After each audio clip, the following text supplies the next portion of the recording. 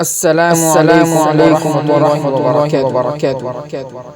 أيها المستمعون، أنتم تعلمون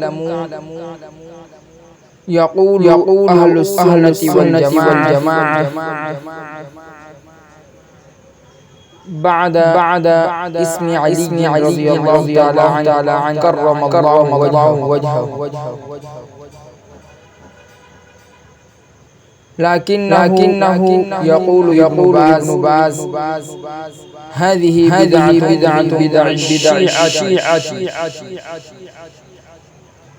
يقال علي رضي الله تعالى مثل ما يقال الصديق رضي الله تعالى عنه، وعمر رضي الله تعالى عنه، وعثمان رضي الله تعالى عنه.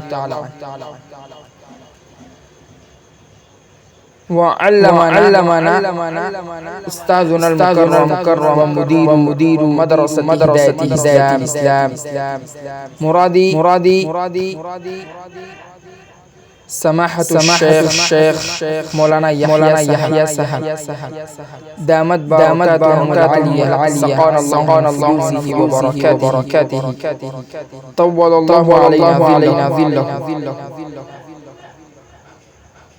قال في درسه نحن نقول علي كرم الله وجهه. لماذا وجهه أن الخارجيون يقولون علي سود الله وجهه، ونحن علي كرم الله وجهه، لكنه